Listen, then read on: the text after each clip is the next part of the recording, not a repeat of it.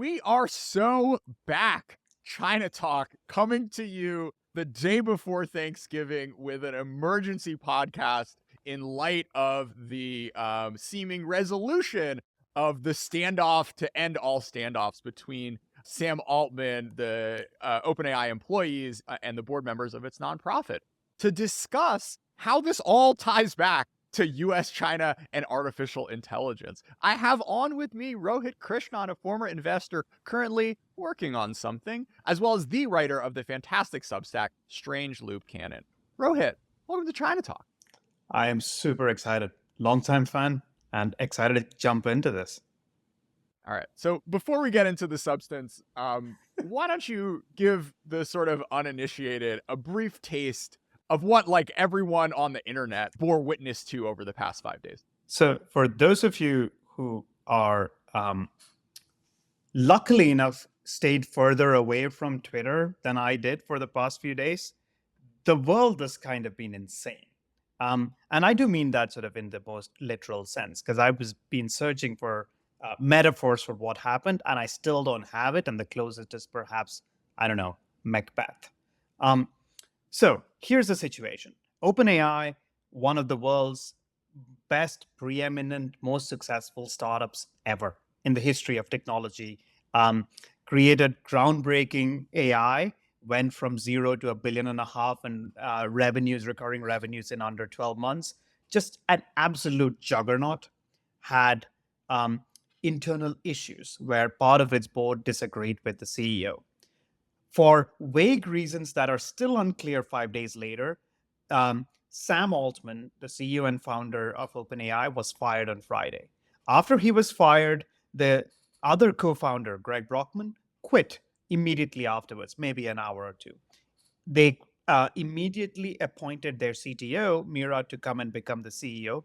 She very quickly joined Sam to try and bring them back to the table, because this is a power struggle that is essentially going to end up completely destroying the company, which at last valuation was close to $100 billion, and even then was meant to be undervalued.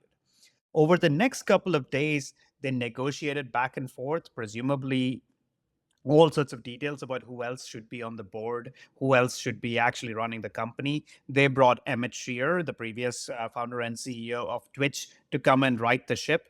Emmett went in, asked, okay, I will help you do that, but what did Sam actually do?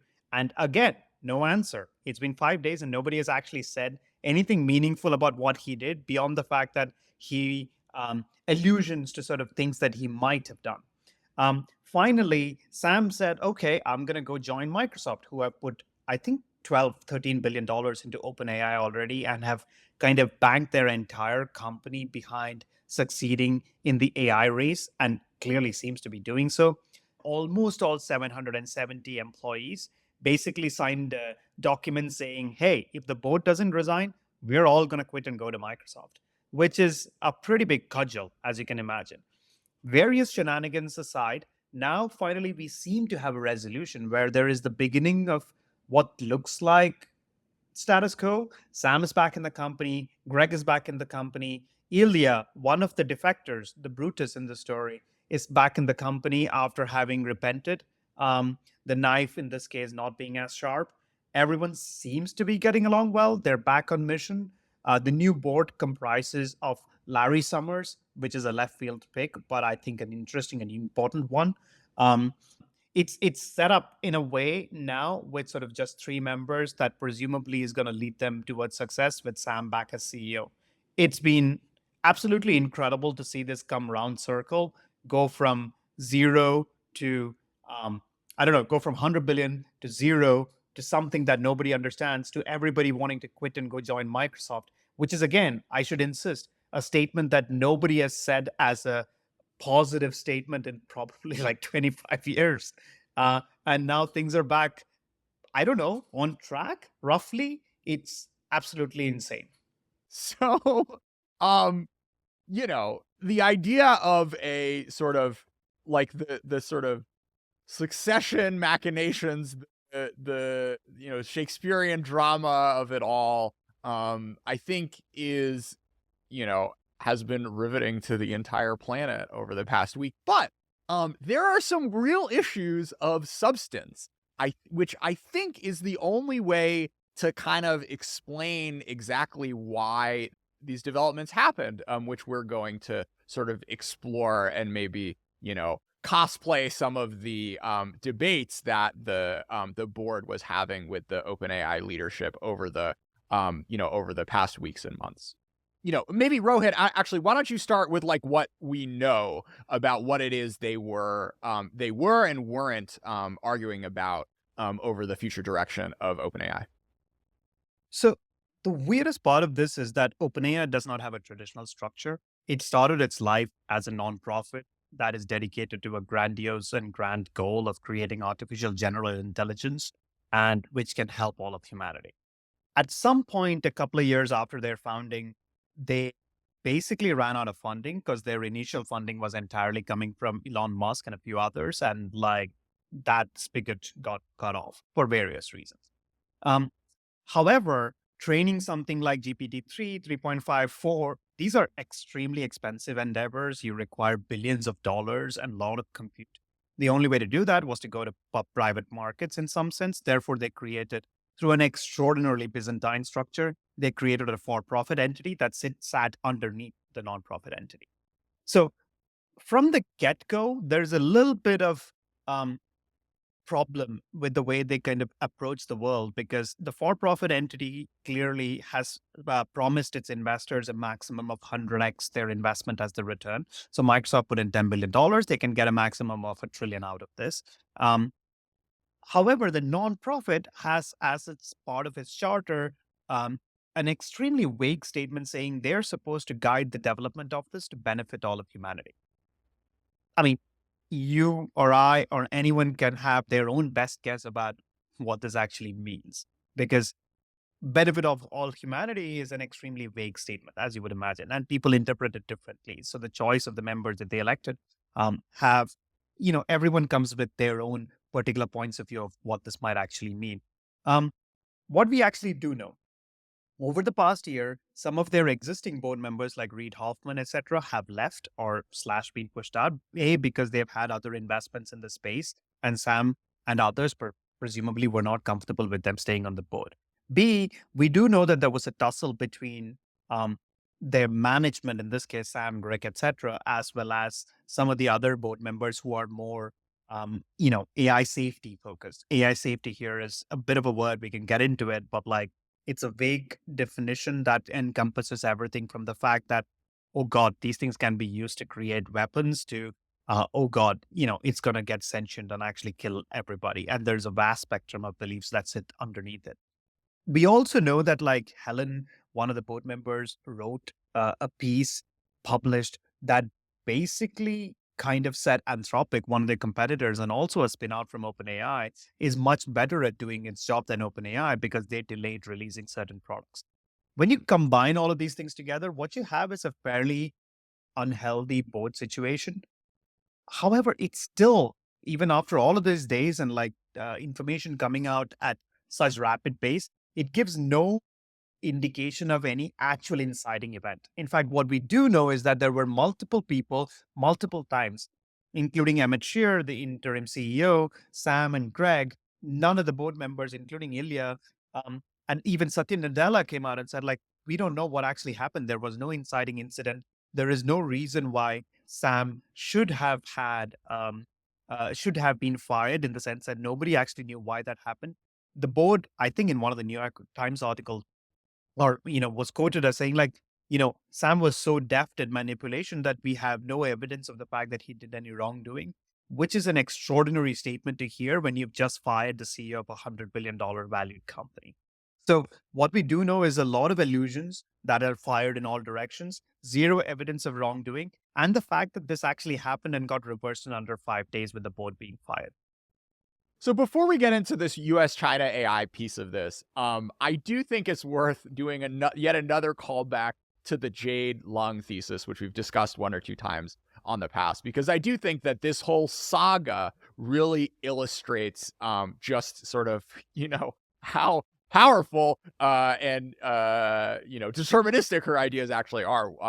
looking at past case studies of emerging technologies and how the sort of power centers of who gets to define their development transition from researchers to corporations and ultimately to government. So Rohit, what was your take on that piece of scholarship and how it applies to the situation? Um, a long thesis, the shortest version of it is basically that the development of any strategic general purpose technology, and AI in this case fits within that particular broad spectrum, is takes on a political pattern pretty quickly. Between the things like there are these researchers who are interested in finding cool stuff, there are the organizations and the firms who actually try and take them and create whatever companies, industries out of it, and then there's the state, right? I mean, which is the United States, China, whoever the government actually might be, and their relationships are determined by the fact that they all have their respective goals, they have their own resources and constraints, etc., and this creates a lot of different forms of conflict. So one outcome that she discusses is that there will be significant economic and national security implications that come from the fact that these technologies are actually discussed at the state level, and when it's applied to AI, as we can learn from previous applications that has happened in the world of aerospace technology or bio, etc., is the fact that once it takes on national security, national defense interests or like security interests, then you will actually start getting caught up in the possibility of a lot of different types of criticism, or that there might be researcher pushbacks and problems like that. The political influence actually might decrease from the pure research side of it, while the state's inclination to kind of control it or direct it or um, push its proliferation in different ways might actually change. So effectively, one way to think about it is that as the technologies that we use and we are interested in, the general purpose technologies, get stronger and stronger over a period of time, then the ways in which those actually interact with the superstructure that we have in the form of governments will change, and they will start taking more and more interest in AI. In the most curious part of it for me is that if you think about the different sectors that we've talked about, whether it's aerospace or bio or whatever, we are talking about that interest happening over the time span of years or sometimes decades. Whereas if you think about it in terms of AI, we are talking about the time span of this happening within, I don't know, like less than a year. I mean, the White House put out its paper about what AI's framework needs to be like maybe a year and a half ago. This is happening extraordinarily fast. So we have a critical emerging technology, which is, going to be under contestation by the, creators of it and the researchers, by the firms and the investors who stand to make, billions of dollars from the commercialization, as well as governments who are worried about, safety, as well as making sure that the sort of national security state, as well as society at large, can sort of reap the benefits of this coming innovation. So, really interestingly, AI and China ended up, potentially being part of the what drove the schism between Sam Altman and the board. So Helen Toner, full disclosure, a person I've met on one or two occasions. He works at CSET, which is a think tank I've had a lot of folks on over the podcast over the past few years. I consider her a colleague in this small little world of folks who think seriously about AI in China. There was some reporting about how they have had sort of fundamental disagreements about about the relationship between AI and China and AI and in the U.S. With Sam Altman saying to the U.S. Senate that a, quote, peril of AI regulation is that, quote, you slow down American industry in such a way that China or somebody else makes faster progress. And Helen Toner, alongside, Jeff Ding, who's a longtime ChinaTalk guest, writing a piece in Foreign Affairs entitled "The Illusion of China's AI Prowess: Regulating AI Will Not Set America Back in the Technology Race," basically making the case against that. So, Rohit, I want to sort of start out with some premises that I come to in this discussion about sort of U.S.-China AI development and its broader implications. So first, the U.S. is in a strategic competition with China. Second, diffusion and innovation of, core technologies often define great power competition. We'll refer everyone to, Paul Kennedy's Rise and Fall of the Great Powers to get into that. Next, I would personally prefer the US and its allies to be in the camp that has the best technology on the technologies that are most important. And therefore, I want the US to be quote unquote ahead when it comes to the both innovation as well as diffusion of AI.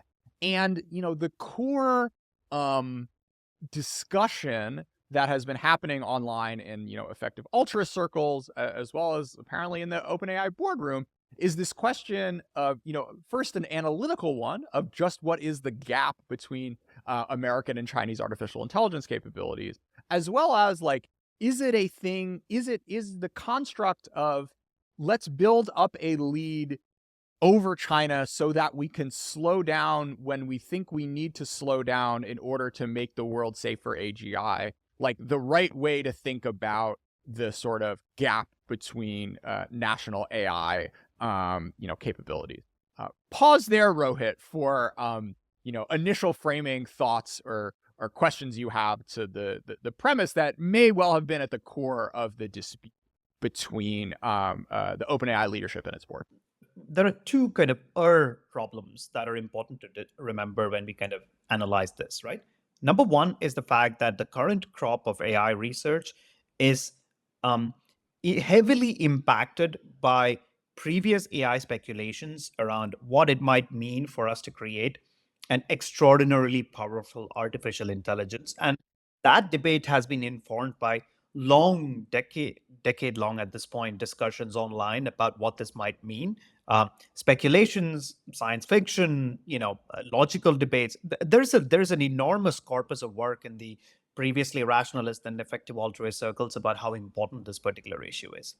As part of that, one part of the argument for why we need to slow down AI, because people are worried about once you actually create it, it might extinguish all of human life, comes from the fact that there is this implicit assumption that there is a race dynamic.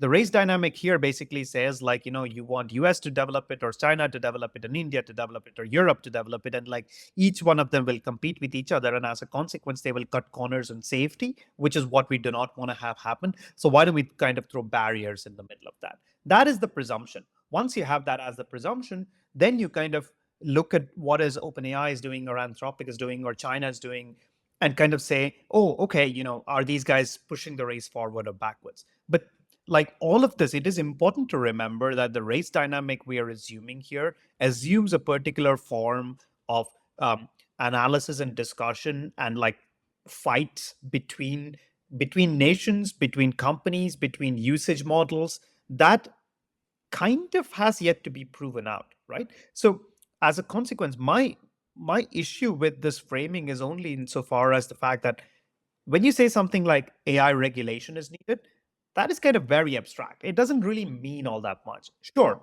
let's slow everything down by 2 years. What happens? I mean, there is no clear analysis or conclusion beyond the fact that that would be good, which is a premise going in. Because, like, in order for us to slow it down, we need more time, is the assumption. So, if the conclusion is that we can get more time, you've kind of gone in a little bit in a circle. Assumption number two is that all of these individual parties are not doing enough for safety, is one of the conclusions. Um, Assumption, sorry. And in order for to assume that, you have to assume a whole lot about what actually goes on inside these companies. And the main argument for that is the things like, they launch GPT-2, or they launch GPT-3, or 3.5, or chat, or 4. And considering the amount of use the universe has gotten out of these things actually being released, and considering the fact that the number of negative incidents from these being released are effectively zero, we should kind of ask ourselves whether this premise of race-based analysis is the correct thing in the first place. And when Sam talks to US Senate and talks about, China and race dynamics as being core to kind of this debate, it is simultaneously true that this is one of the worries that part of the board members, Helen, etc., have, in the fact that their thesis is you shouldn't actually be going after China in the first place. And B, she wrote publicly while she was a board member at OpenAI that, like, hey, Anthropic's decision to not actually publish their chatbot was the right decision. And to me, there's an enormous tension there that, like, at some point it had to come to fore, and this is perhaps the worst way it could have done so. But it's also true that like when you're talking with governments and you're saying this is a historically important technology that can be compared with, I don't know, like fire and language and computers, then yeah, of course, like national security becomes one of the components that you need to analyze this through. So it simultaneously makes a lot of sense to me. But the premise for having the whole discussion assumes way too much, and I don't think it actually digs down deep enough into like what actually happens with this particular technology in this particular time frame, and the supply chain for this technology, if we cut off, what actually happens, etc. It's hard to define race dynamics, right? I think, companies clearly are competing to bring products to market that are, the latest and greatest and, win Indeed. market share and, create value in the economy.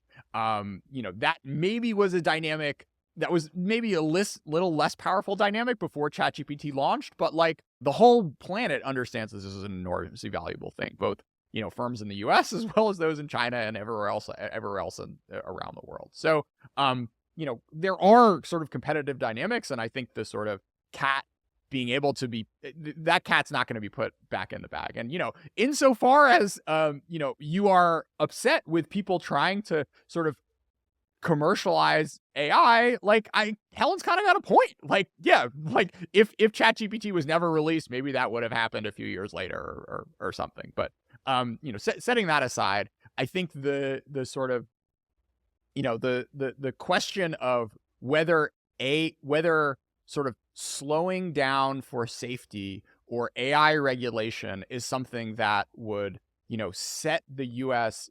back or forward is like is absolutely a very muddled conversation. And maybe let's spend the next the next 15 minutes trying to unpack that a little bit. So Rohit, kind of in the abstract, what are the ways in which U.S. government policy, just to narrow it for a little bit, could accelerate or decelerate the innovation and adoption of artificial intelligence technology?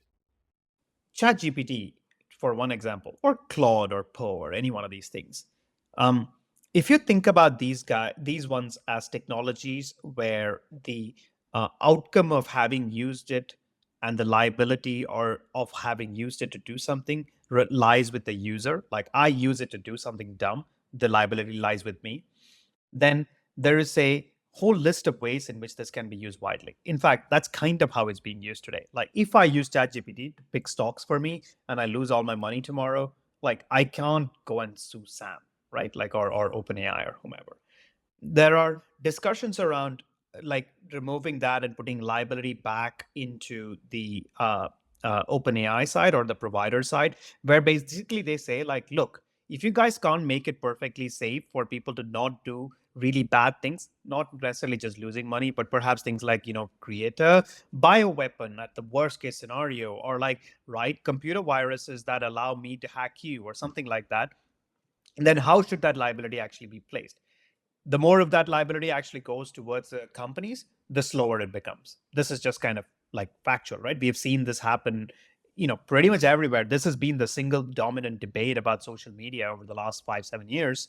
And in fact, I feel in some ways that it has just been copy pasted now into generated content as opposed to user generated content. The second thing is like if you kind of double down behind, new semiconductor manufacturing, better immigration policies that actually bring people in to actually push these advanced industries forward, clearly going to be accelerationist, because all of a sudden us will have the ability to attract and create talent, and plus make sure that a large part of the core technology, the hardware side, the choke point that we had talked about, they would be able to double down on it and control it and make it actually work much better going forward. If they suddenly start creating extremely onerous regulations around every time you actually create a model, you need to call it what you will, register it, run safety tests on it of all sorts of different types before you can ever release it to public. You're going to have outcomes from that, just like the fact that a lot of open source technologies suddenly start becoming, if not illegal, at least like gray area, which is an enormous hit, at least insofar as the computing world are concerned. And you can create a size threshold for some of these things to kind of ameliorate the impact, but it's a little bit like you know how Apple app stores have a size limit below which they actually don't take a cut, but it doesn't really matter because most of the benefit actually comes from the top. That's the positive scenario. The negative scenario is that if you actually do cut out a lot of the guys at the bottom and the technology develops as fast as it wants. Right now I'm training a whatever 7 billion parameter model, but there is no reason that like I wouldn't be able to train a 20 billion 100 billion parameter model soon enough as hardware and software actually are getting better. So it's regulations are effectively, which one of these regulations will happen or should happen is a question about what you actually want to have happen in the future. Plus, do you have a version of a crystal ball where you can kind of figure out which ones of these you need to stop and which ones of these you need to push forward? And I feel like a lot of the conversations are, a step above that, right? I mean, we're talking about things like pausing or not pausing, etc. Instead of saying, hey, I'm, for US national security interests, what do we actually want? Or like US, world interests, we need an extraordinarily large and vibrant and strong industry leadership position for this historically important technology. Great. There's a set of things that we need to do in order to kind of make that happen. Number two, we need a large chunk of this not to be easily exportable externally. And that presumably means it kind of goes a little bit against open source. It kind of goes positive towards slightly more closed source because that's the only way it can actually get easily exported. Number three, we can say something to the order of if you are working in these historically important technologies and if you are, I don't know, a data scientist who's working on this problem inside OpenAI and you want to kind of go off and join Alibaba's division tomorrow, there are going to be questions the same way we have actually done for semiconductor manufacturing. That would be another way to kind of slice it into kind of making what we want to happen. Number four, you can make it usage based. You can say that, hey, you want to create whatever video, image, LLM, etc. based kind of technologies, and you want to deploy it in healthcare or finance or construction, aerospace manufacturing for that matter, you can suddenly say, oh, those things are, it really matters whether you get things right. Therefore, the liability kind of shifts a little bit closer towards you. So there's a bunch of different slices you can do of specific regulations that will either hinder or advance the cause of both like safety as well as highly useful technologies that can be deployed everywhere. And almost none of these actually are, almost all of these at least are orthogonal to the conversation about should we stop for 6 months or not? Because like that's kind of neither here nor there.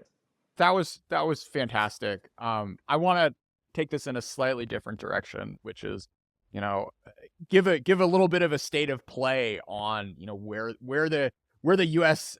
Models are in relation to the Chinese ones. So over the past few weeks, here at ChinaTalk, we've been doing a fair amount of research about, just exactly sort of where the gaps are. I mean, we've done a lot of coverage about the Chinese, determined efforts to create their own semiconductor manufacturing base and importing all of the, semicap tools in order to do that. But one of the sort of key claims that this piece by Jeff Jenny and Helen Toner are in Foreign Affairs is basically that Chinese LLMs suck and they're going to continue to suck. So they reference these anecdotes about sort of Ernie and Jeff and Jenny did a substantial paper which I'll link to in the show notes with GovAI, kind of like looking through all of the different main Chinese sort of foundation models which have been released. This is up to June of 2023, and their conclusion was that Americans should not be haunted by the specter of an eminent Chinese surge in LLM development. Chinese teams are fighting and often failing to keep up with the blistering speed of new research and products emerging everywhere. When it comes to LLMs, China trails years, not months, behind its international competitors. So my take is that is incorrect. Over the past few months, and we're going to have a big feature about this on ChinaTalk in the next few days right after Thanksgiving. You've seen Ernie 4.0, Kimi, Chat GLM 2 Pro, all of which like are basically as good as Claude, and maybe not quite at GPT-4 level. But to say that America has like years in which it can sort of pause to like figuring out everything that's going on just does not strike me as like necessarily reflective of the reality of just how good the sort of Chinese teams are, as well as their current access to compute. And the sort of coming back to the question that you were talking about, Rohit, is like, China currently, and this is a part where I agree with the piece, is, actually under operating under a really tight regulatory environment. But despite that, you've seen releases of models that are, broadly competitive with the offerings that everyone sans OpenAI has been able to get to market out in the West. In my sense, like, I wouldn't really want to, like, I don't necessarily, I agree with you, Rohit, and I don't see a ton of upside in the kind of like pause and figure out what's going on narrative, when the dynamic of chancing it and throttling back to see if China Ganchao could, like, catch up to and ultimately overtake America in AI is not something that I'm super excited about. And there is, I think, a broader question, which I'd be really curious to get your perspective on, Rohit, of to what extent do you have a sense that AI is going to be one of these technologies where it is possible to develop a sort of sustainable, long-term quote unquote advantage on either an innovation or diffusion, or if this is something that the whole world is just going to be able to get, relatively equal access to? We sometimes forget the fact that ChatGPT came out with 3.5 maybe a year ago, just about a year ago, actually, almost exactly. And GPT-4 came out 7 months ago, something like that. These are not long time frames, right? These are very short time frames. At least as of some of the latest things that I've read, like almost all, like China has, I think, the second largest number of different LLMs that it has actually published. Most of them are not very good, but they're also starting sort of with an enormous push to make sure that they are in the forefront of this particular technology. Number two, GPT-4, it has by now at least been said in many different ways, is like a collection of 100 different bag of small tricks rather than one large trick, which is why it has been difficult to replicate exactly the same performance that you want from it. However, for individual tasks, like you want something that is really good at coding or really good at writing fiction, et cetera, you can already fine tune existing sort of open source ones to be much better than GPT-4. And that is true today, right? It's not sort of something mythical. Put both of these things together, and the question of like how far is China from actually developing a wonderful LLM of their own, I would say like they should be able to do it pretty. Not, I don't know if as easily is the right word, but like it is well within their capability. This is not one where they just genuinely have no shot of catching up because of a huge amount of underlying fundamental research that they need to do to catch up before productization.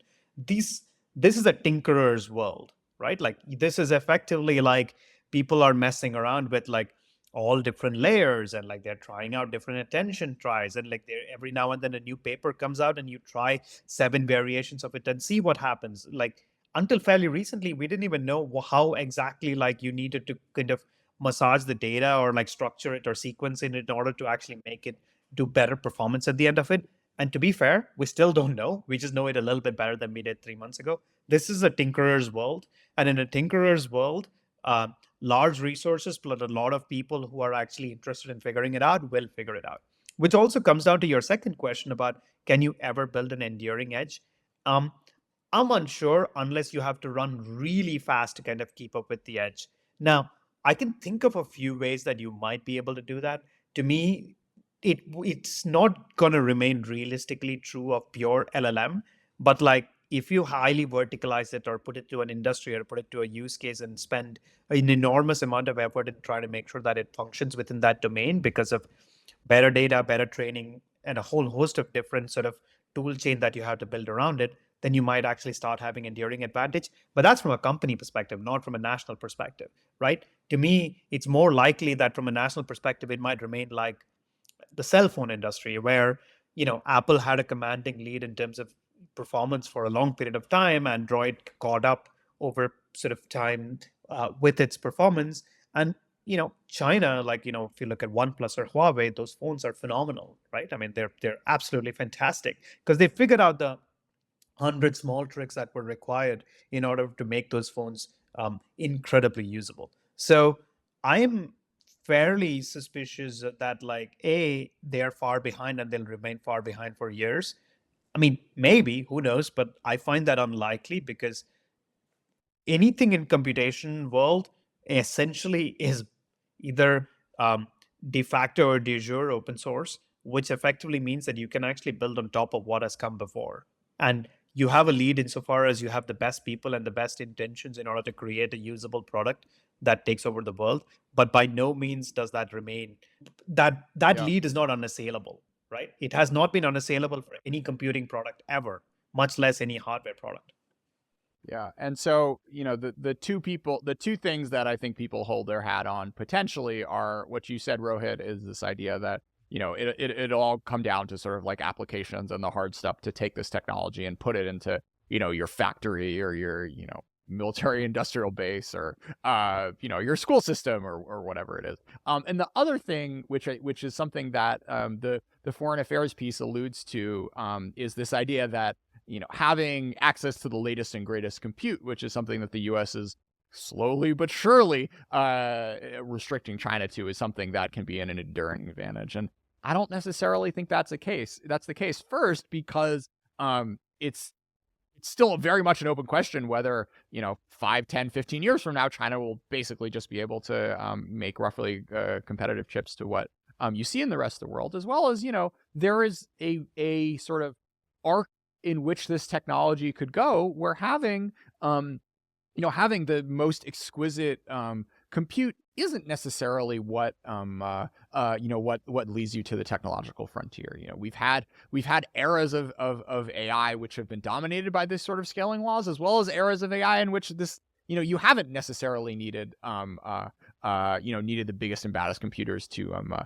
get yourself to the edge, or folks can always steal the weights. So, that as a sort of, as something that you would want to hold your hat on to be kind of comfortable enough in America's enduring advantage to, quote unquote, slow down, is just not where my head is at, personally. Yeah. Can I just add, like, in some ways, when you talk about large numbers, everything becomes difficult to compare. But one way to think about it is that the amount of money that is required to make this happen is not that large. It's weird, right? Because everyone talks about, oh, training GPT-4 is difficult, but I think it's like maybe 100 million. If let's assume it's 10 times that, let's assume it's a billion. How many companies can you think of today who are able to spend $1 billion in order to build basically something that will, I don't know, step change their entire business? Yeah. Like, that is an enormous number of companies, like, who can do that. Now, on top of it, add nations. Like, this is not an insurmountable funding. We did trillions for over the last few years in order to support people. Do you like, if a nation state wants to actually invest in this space, resources in terms of money is not going to be the bottleneck. Resources in terms of people is currently a bottleneck. I don't know if it'll remain a bottleneck, but I find it difficult to look at this and kind of go like, oh, you can invest, I don't know, like $200 billion into chips manufacturing, but we can't invest a billion, 10 billion into actually creating, something that actually changes the course of your national pride, history, call it what you will. I mean, this feels like one of those things where, in some ways, if I am a smaller country sitting around the world, this is an easier way for me to level the playing field. Like, if I am, I don't know, Singapore or Denmark or Switzerland, it feels much more interesting for me to invest this amount of money in order to try and get something out, because these are very small from a governmental point of view.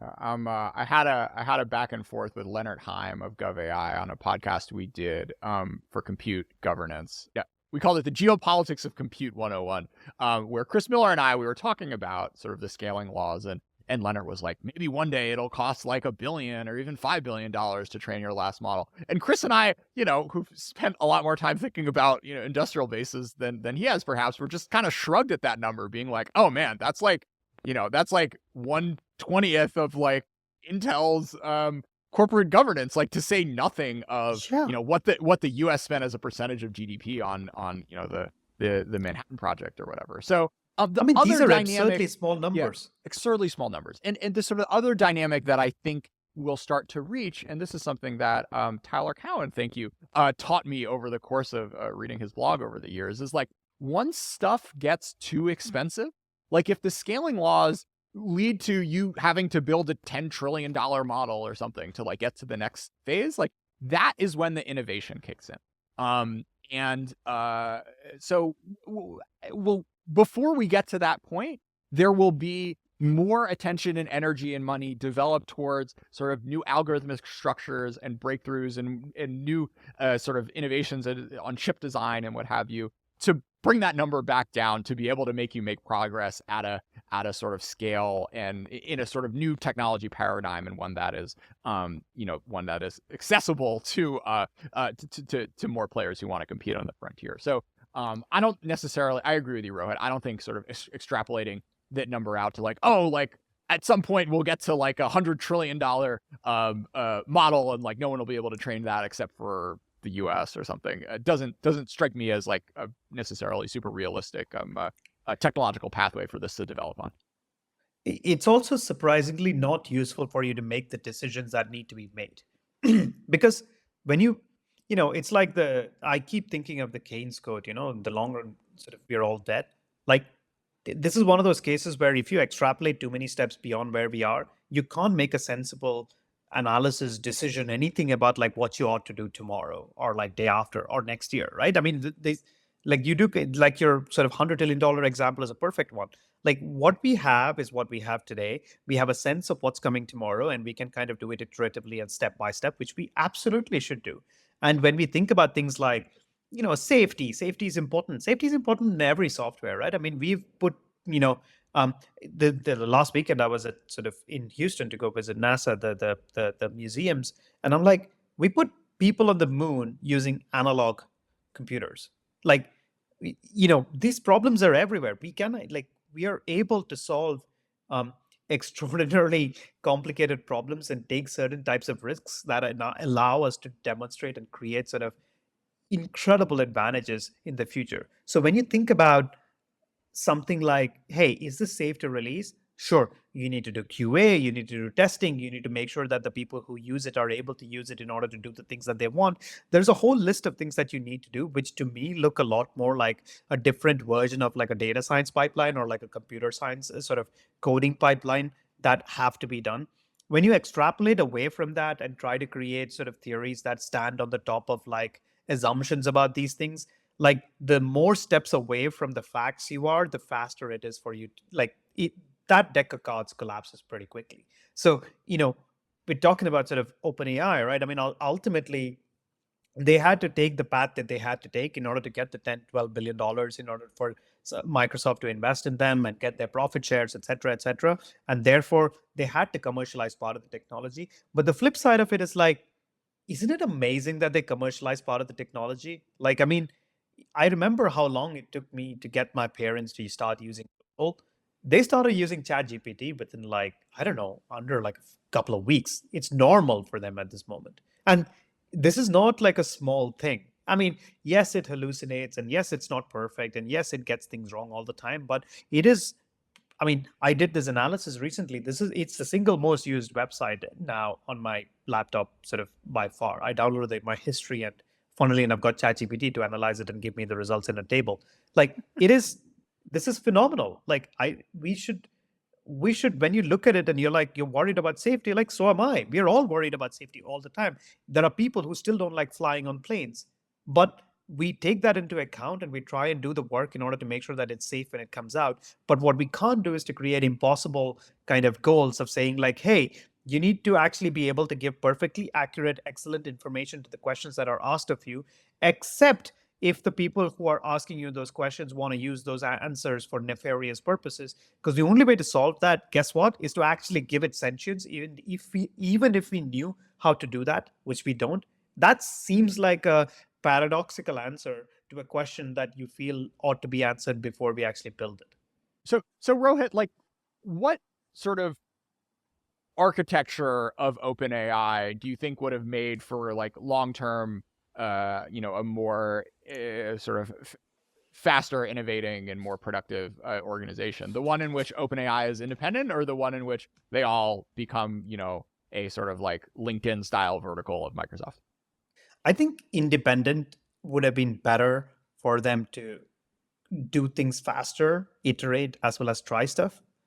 Once you become a subsidiary of Microsoft, you will have more resources and you will be able to accelerate the things that you're already doing much faster. But I am still doubtful of the fact that that would have resulted in as much um, externally visible progress of the sort that we got so far. And I say this with the full knowledge that Microsoft might still be seen as more accelerationist, etc. It's true, but ultimately it's a corporation, right? And the corporation that makes hundreds of billions of dollars in revenue by actually selling things to other people has a different point of view to a mission-focused 700-person startup who was trying to look at this and go like, how do we create God effectively? That is a different sort of scale. In a weird way, both parties are much better when they're separate because Microsoft already has a call option on everything that OpenAI develops for at least a foreseeable future and 75% of the profits, if I remember. Yeah, So they're up, fine without yeah, them up on. to $1 trillion. Once we get past that, then we'll have Yeah, another conversation.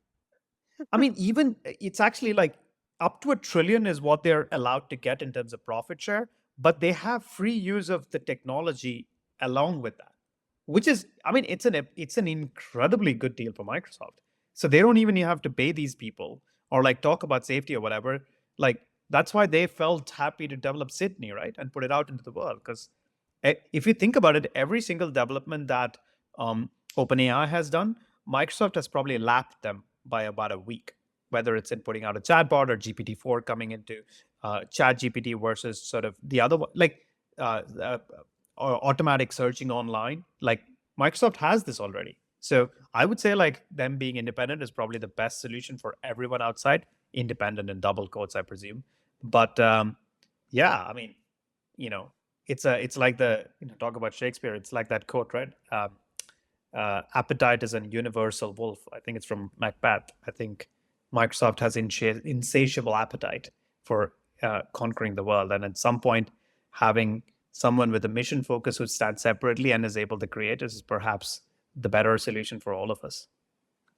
So this was a hell of a week. I think a lot of people, myself included, got a little sort of carried away with the Shakespearean drama of what happened. But, it's almost certain that the dispute that the board had with the firm are around issues that are really important and deserve a national conversation and some real thinking through, because I think the sort of consequences of how these decisions get played out are going to be really important.